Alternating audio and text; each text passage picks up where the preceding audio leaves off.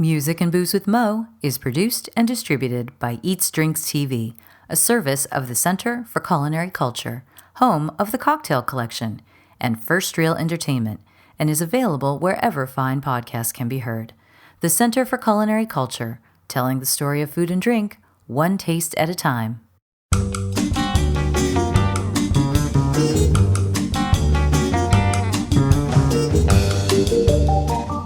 Welcome to Music and Booze with Mo.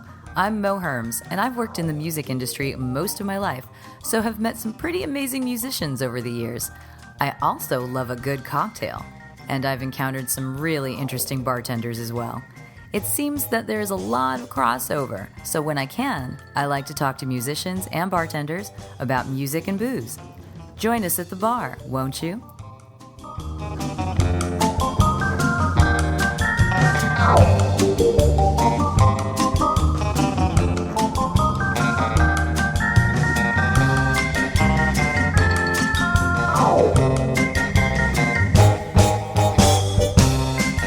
Music and Booze with Mo is brought to you by Barkeeper, a head shop for cocktail lovers, located at 614 North Hoover Street in Silver Lake, Los Angeles.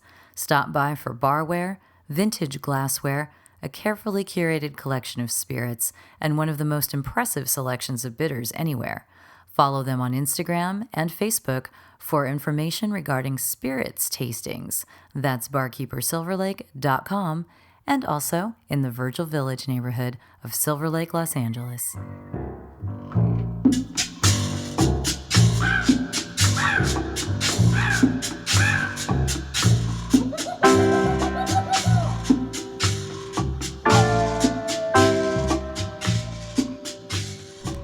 Welcome to Mo's Tropical Summer. As any regular listener knows, every summer I get to talk with people from all over the world, actually, who work or own bars with a bit of a tropical bent to them, and this summer is no exception. So sit back and relax, mix yourself a drink that has lots of fruit juices, rums, and maybe even an umbrella, and enjoy tropical summer.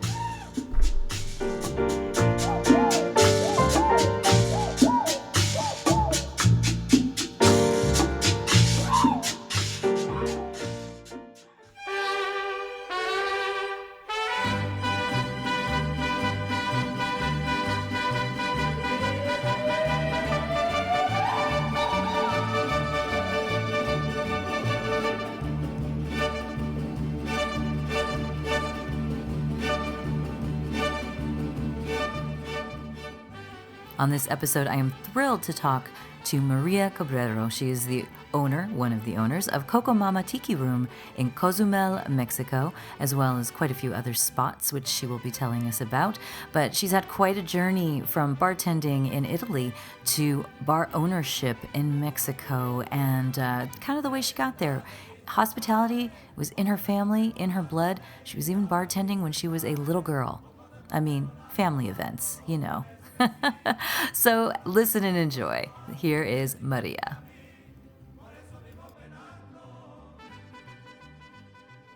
Okay. I'm Maria Cabrero. I'm from Mexico. I born in San Luis Potosí, but 18 years ago I moved to Cozumel, an island, a beautiful island on the Caribbean. And I began all my career in San Luis Potosí with my first restaurant. And then I sell it, and I moved to Cozumel 18 years ago. I worked for some years until I opened my new restaurant, called Love Cafe, that I wanted to be a tiki bar. Then I closed it, and then I worked in a hotel, and then in a restaurant again, and then finally I reopened Agave Cocktail Bar. That is a bar from agave spirits. And then 4 years ago, I opened Coco Mama Tiki Room. So you have two now. Yeah. And you own them both. And you've owned many businesses. This is very impressive in any country. Well, I have co-partners. Yes. You always have to. That is important. You always have to. but still, you know, it is still partially women-owned business, which is very important. We find is that harder in Mexico? Did you find opening businesses difficult? I mean, there's a lot of hoops we have to go through in the States in order to open a business. How is it opening a business in Mexico? You know, I really think that you always find the way to do it.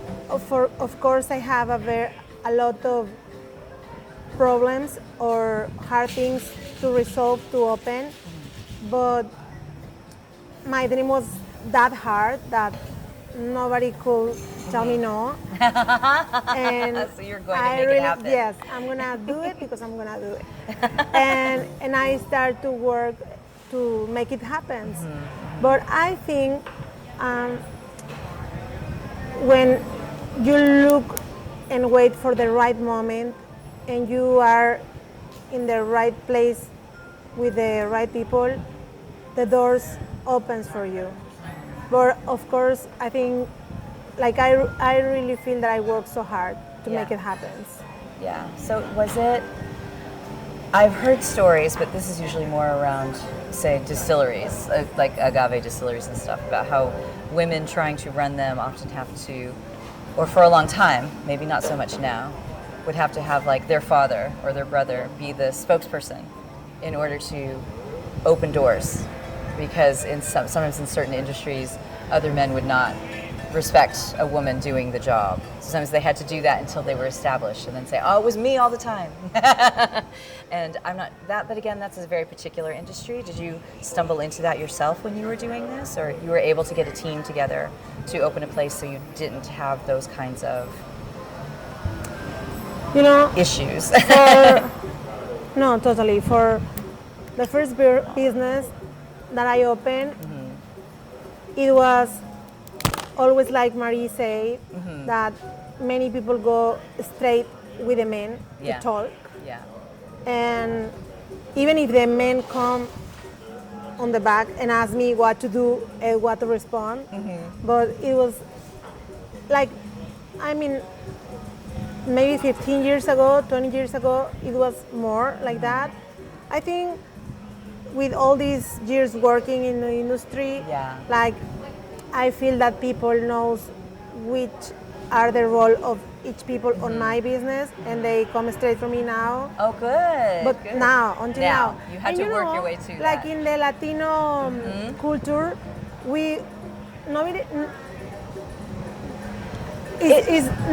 even if you are like a very macho guy, if your grandma come and your mom come and say, do this, you're gonna do it. I know, that's like, so funny to me. Yeah, because in Mexico it's like, yes, of course we have a lot of macho culture, but I think we have a lot of respect too. And I think since many years ago, many families, like my family, are leaders. The leaders are women. Well, that's something, I think you and I were probably talking about this the other day, in that it's that culture that we know it's a macho culture, and it's like, oh, the men with their swagger and their big buckles on their jeans and everything, but it's always at home. The women say something, the mom, the grandma, and everyone, it just jumps. They just, oh, yes, yes, yes, you do not upset your mother. Everyone's afraid of your grandmother. It's like, no, she's very nice to you, but, And I think the change we're seeing is that respect becoming public. Totally. Right? I think we're talking about that. Because we were talking about the election. Yes. And I'm like, you guys just elected a female president. The U.S. can't even do that yet. And you guys did that. And I'm just watching to see how that goes and what she comes up against. Because I feel like there are going to be these macho men that are not going to want to cooperate. But like you were saying, they all know. They all respect their mothers. They all respect their grandmothers.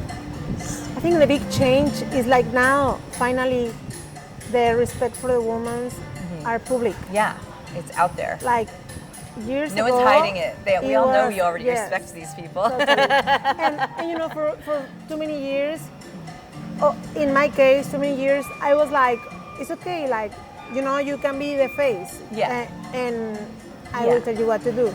But now I think, like, things are changed, and I totally feel like we're having more respect. That's awesome. So when did you first start bartending?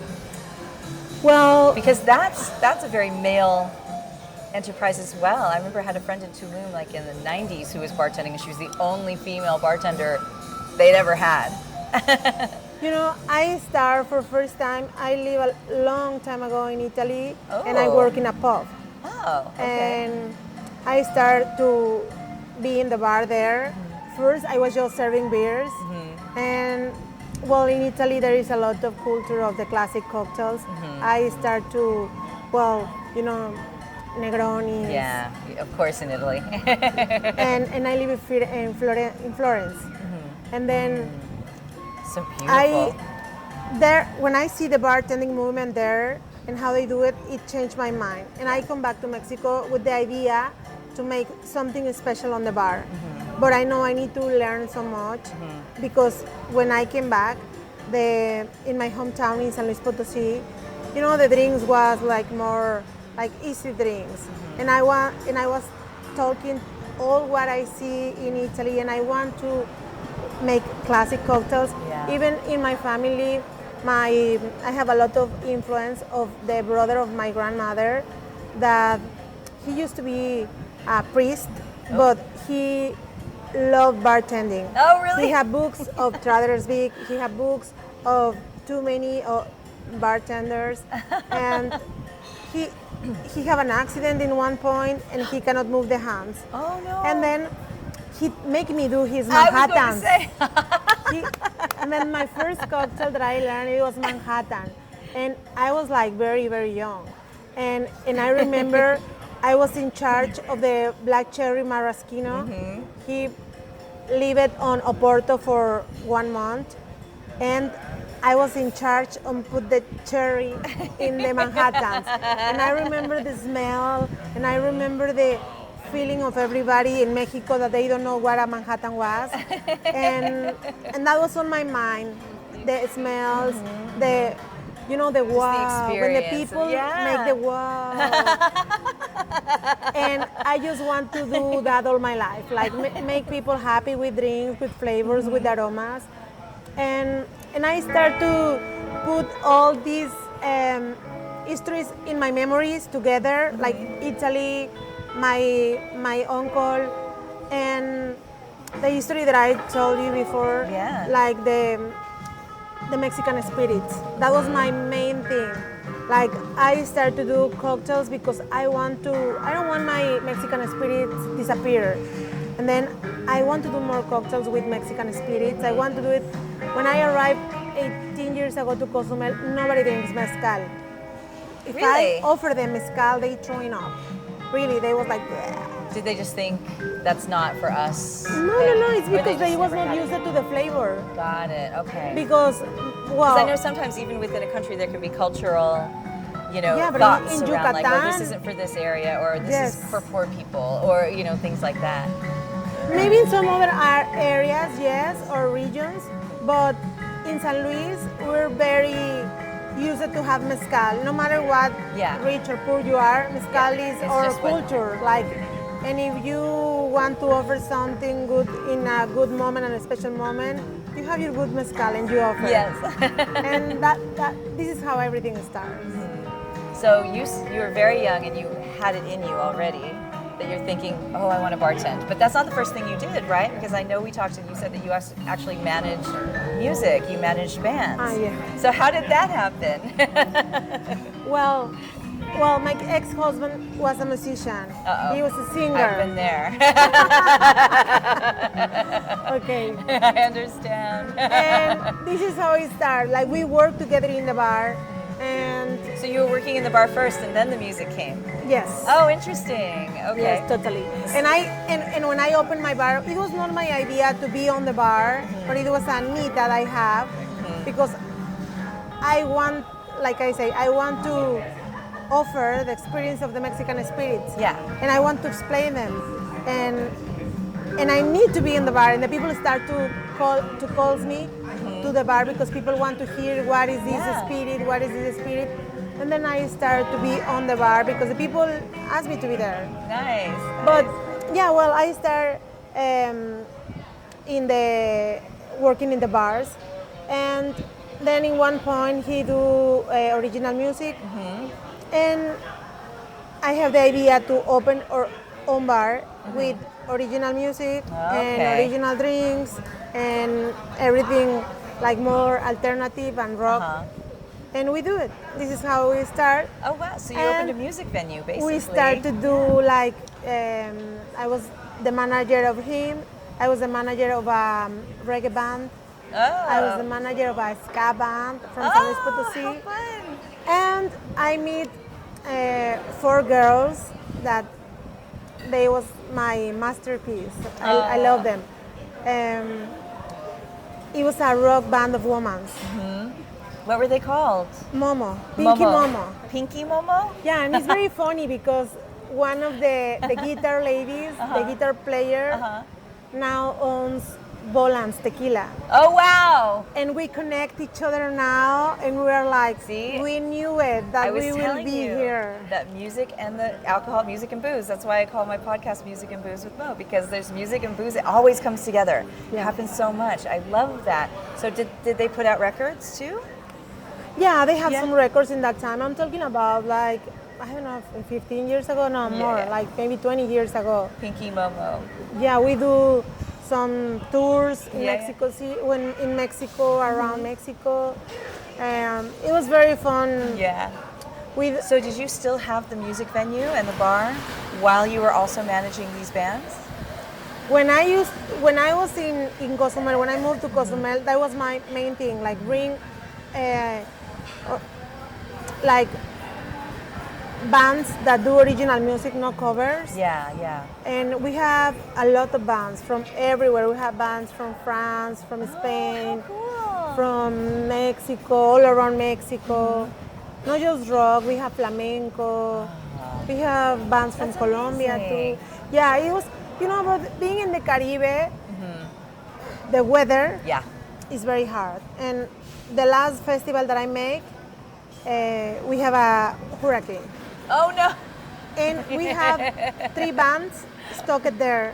And we need to pay more hotel and more, all it's these. expensive, yeah. And I get scared after that. Oh. I was like, this is not easy. Yeah, because it's expensive to do stuff like yes. that. Yeah. So what was that? Because it was a bar and a music venue. Yeah. How many people did it hold? Did it have a limit, or did you like also go on the beach? Did you have your festivals outside? How did you set these up? It was a palapa on the beach, and we Okay. have a beach area. Uh-huh. And we can do, they let us do in some seasons, festivals, and we do like 3 times a year And these how many festivals. people would come? Cozumel is not very big. Yeah. I think the big crowd that we have, it was like maybe 200 people, That's something still like a lot that. of people. Small, Yeah. but In a beautiful yeah, place. Beautiful place. Beautiful place. Cozumel is it's very like this, but it's a little more small and rustic. Yeah, yeah. Yeah, but always have music and good drinks, and the view is Yeah. amazing. Desde allá donde no sale el sol, donde no hay calor, donde la sangre nunca se sacrificó por un amor. Pero aquí no es así.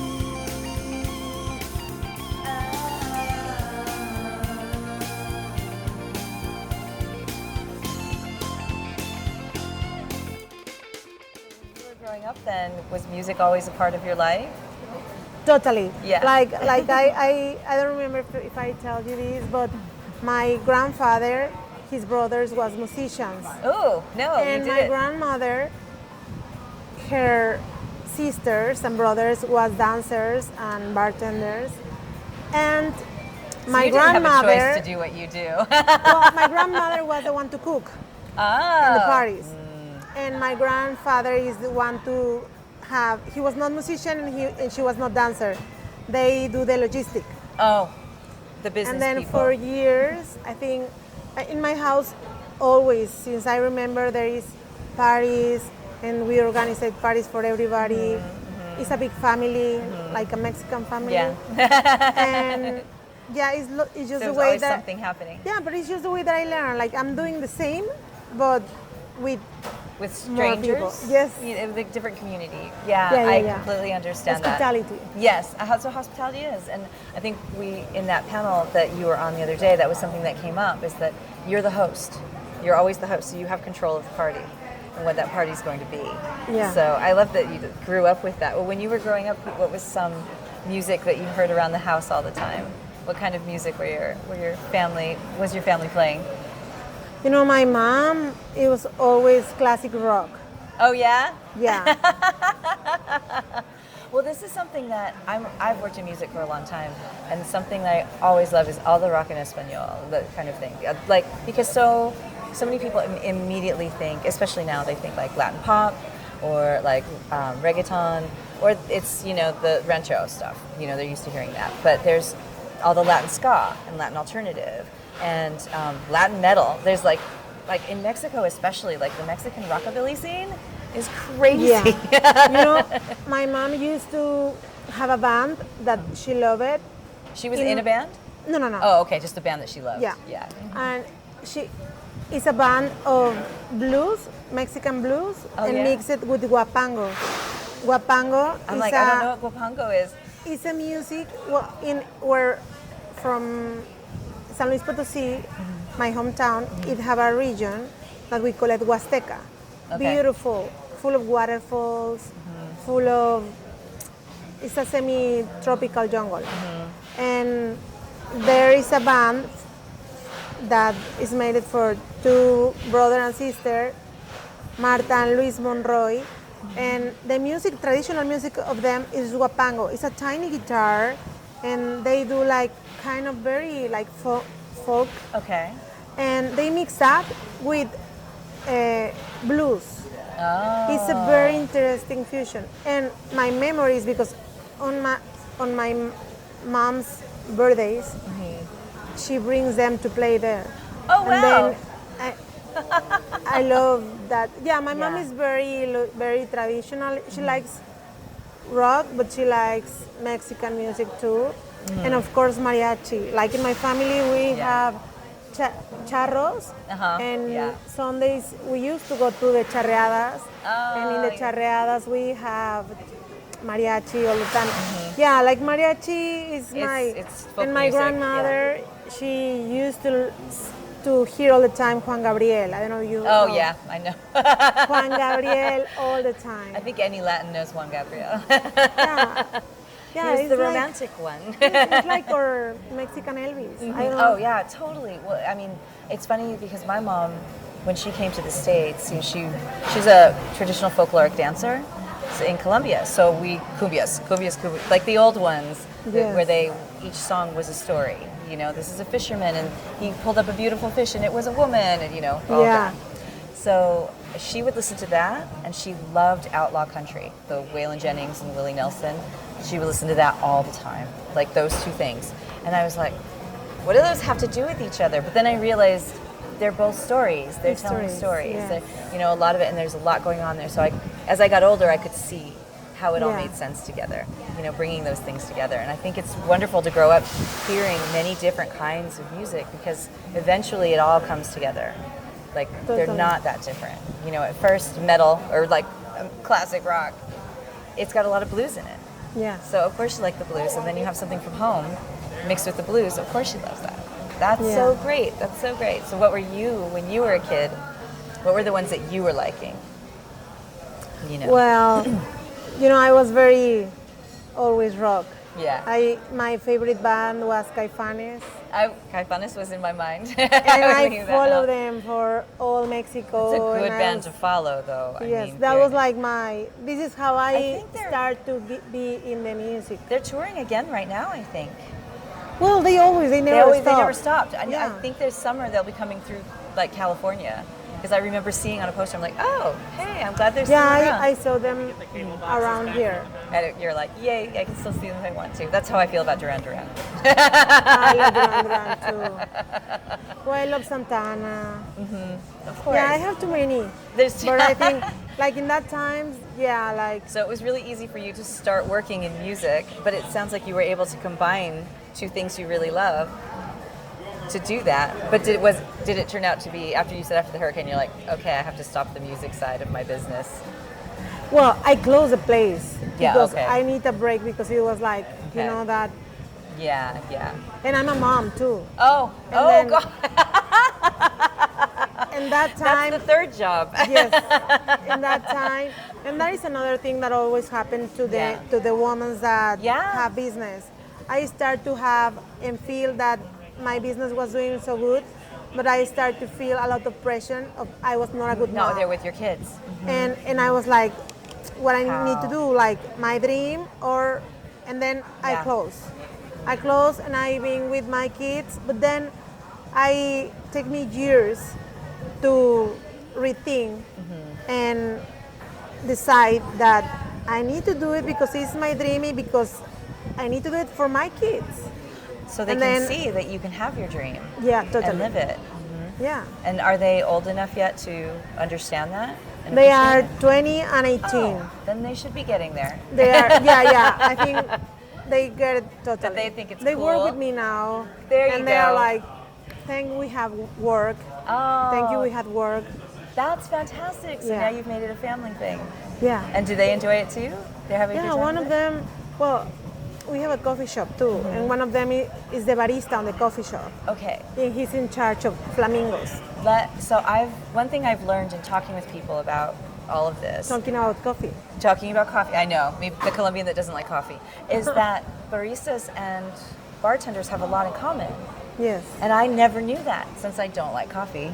I never knew that, but then when I started thinking about it, I thought, oh yeah, I guess, there's a lot of their tools that you have to use, and there's certain measurements for certain types of coffee, and things, have to be done a certain way. They have to be balanced, or it's going to be awful, And so I've seen a lot of crossover there too, with baristas becoming bartenders and bartenders being great baristas. So your son is still in it, recording a podcast. Oh, good. Known her for years. So that's really interesting that he's doing that. So you have a bar and a coffee shop now? Yes. These two things? That's incredible. So one for the morning for people waking up, and then one for the evening? Yeah. Well, the coffee, when I love coffee, and the coffee could be any hour. Yeah, but you know what? I was so impressed to know the coffee and all the flavors and notes behind of each coffee from different region.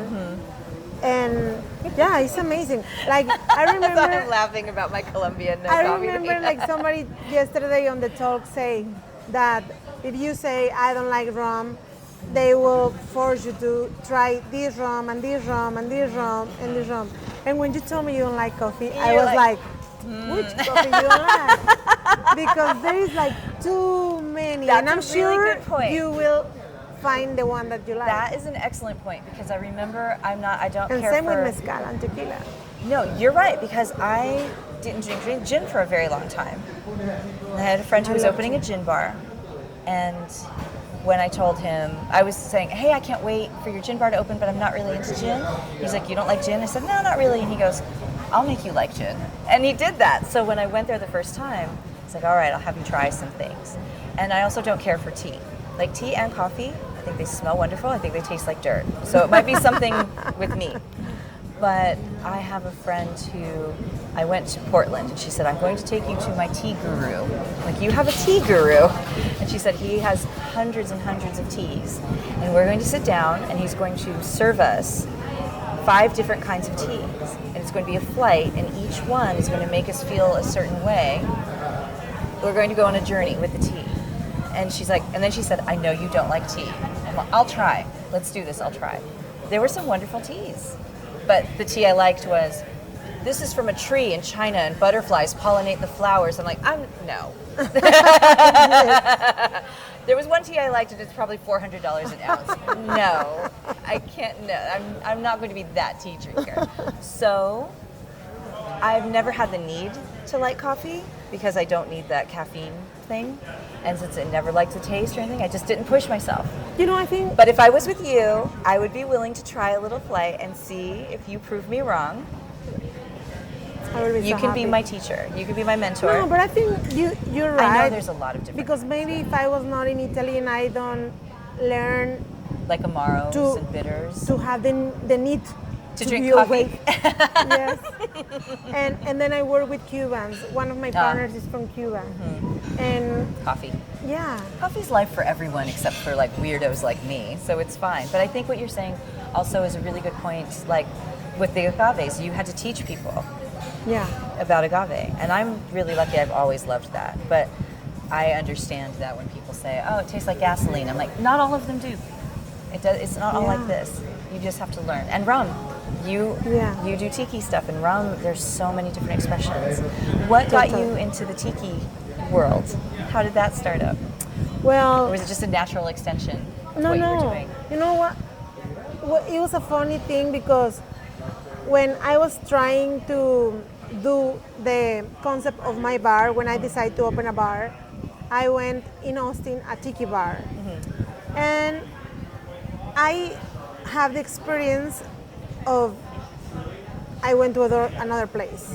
You know, outside it was cold weather, and inside sand on the floor and umbrellas on your drinks and music from Hawaii.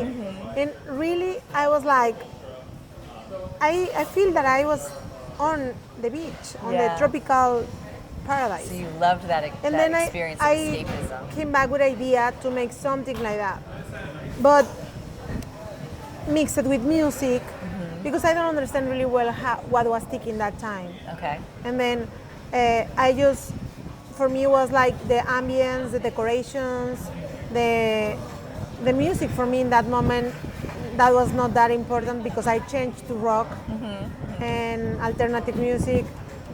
And the recipes, I didn't know the recipes. I think that the bartender of that place make that recipes, and then I came back and I make my own recipes with breaking the rules and everything. And then when I moved to Cozumel, thinking that that will be the perfect place to have my tiki bar, and people start to ask me for Mai Tais and surfing masters and all kind jet pilots, and I was like, well, no, I can do it. And I started to see the recipes, and I started to see ingredients that I've never seen in my life, and I can buy it there right here. Yeah, you have to learn how to make it yourself. And people was mad. People was like you're not a tiki bar. If you have not Mai Tai, if you don't have this, Tiki you're people not are tough. Yeah. And then, you know, some of my customers bring me like a gift, a book of Martin Cate. Oh. And I was It's like, like either Jeff Berry or Martin Cate. Those are the books. and then in that book, it was some referentials of Traders Vic, and I remember the book of my uncle. And then I started to check the books of my uncle, and I found the cooking for men's of Traders Vic, and I started to So he see. had some of the Trader Vic books. Yeah, and then I start to reconnect, and I start to see that maybe when I was young, I see the recipes, I see the images of the tropical food and the tropical drinks, and I don't know if that was in my mind and my ideas and my memories since I was child. Little, yeah. But there it was. I read that book, and then I get very disappointed. I say, this is not easy. I'm not a tiki bar. And I quit the idea to have my tiki bar. I take my board of tiki bar, and I become a beach bar. And I put that dream in a pause, and I say, I'm not a tiki bar now, but I'm gonna be a tiki bar Oh, wow. one day. And then I start to learn. And understand everything until I feel ready. Wow, that's amazing. Yeah. That's so cool. This is what I get mad when I see that there is my ties that are not my ties Yeah. because that happens Because to you me. worked so hard. I know, to get make a there. real my tie. Well, sometimes you have to wonder, did they learn like you learned, or are they just being lazy? No, Sometimes and you can because tell. you know one of the very important things that I understand and I learned that is something cultural that I need to do it with respect. And that's really important. It's something you've seen the conversations around tiki right now. Yeah. Is respecting the cultures that have been put together to Yeah. create this world and to be respectful of it and everything. And I personally, I like it when tiki bars or tropical spaces, our bar is a tropical space because we didn't want to get into that whole mess, but we loved the atmosphere, we loved the drinks, you know, all of that. But I like it when, you know, people put their own culture into it. And our bar is in a part of Los Angeles called Little Tokyo. So we wanted to pull some of our Japanese influence, you know, in the neighborhood in there. So we have a little bit of that in there. But there is More a to lot that. with tiki. Like I saw many tikis that goes Exactly. with. There's so much. And I mean, and it, of course in Mexico, in Colombia, there are all sorts of indigenous, ancient kind of imagery and recipes and things like this that you can learn about and incorporate and then make it your own a little bit and have your own version of tiki too, but still be Yeah. respectful to the original idea of tiki. You know, it's like having an agave tiki drink.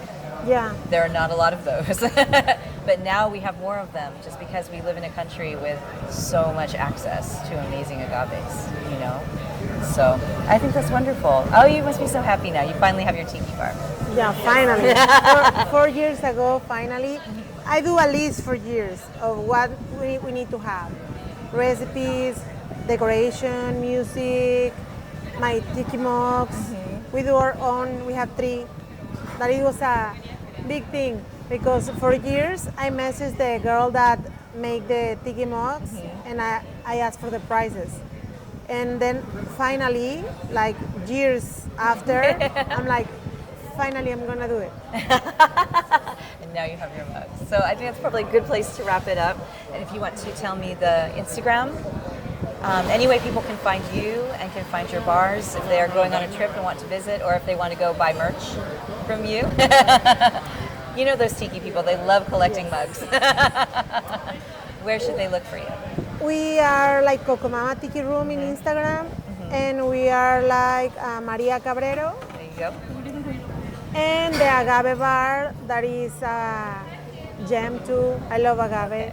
Yeah. Is Agave Cocktail Bar Cozumel. Okay. And those are the places. Yes. Great. Thank you so much, Ria. It was so wonderful to talk to you. Thank you. Yay.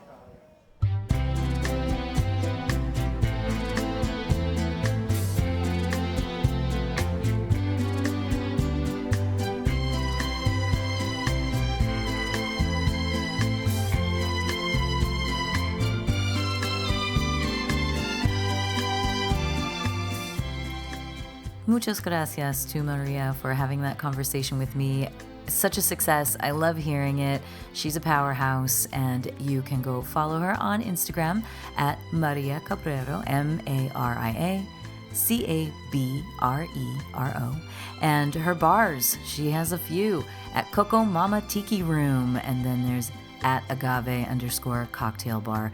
And if you follow her or those, you can see the links to the others. So when you go visit Cozumel for your next tropical trip, then you kind of know where to go drinking, because obviously she's studied and worked hard to make it a great experience for you. I cannot wait to go and head over to the Music and Booze with Mo Spotify page to check out her playlist too.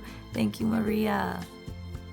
de dolor, ni nunca había tomado, y menos por un amor. Music and Booze with Mo is brought to you by The Mermaid, a cozy neighborhood bar with an aquatic flair in the Little Tokyo area of downtown LA. Open 7 days a week, featuring tropical cocktails and snacks, The Mermaid also has a daily happy hour from 5 to 8 p.m.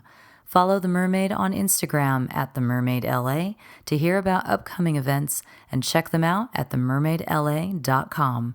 Head to 428 East 2nd Street, Los Angeles for a drink. Thank you for tuning in to our barroom chats on Music and Booze with Mo. For more info about today's guest, Or if you want to connect with me, check out my Facebook page, Mo Herms. Please subscribe to the podcast and feel free to tell all your friends about it. While you're there, give the show a rating and a review. It really helps to get the word out. If you want to hear the playlists our guests have curated, search She Be Mo on Spotify, SHEBMO. Find pictures of the interviewees and the cool stuff they create on the Music and Booze with Mo Instagram account. Lower your expectations and join us at the bar. Till next time, cheers.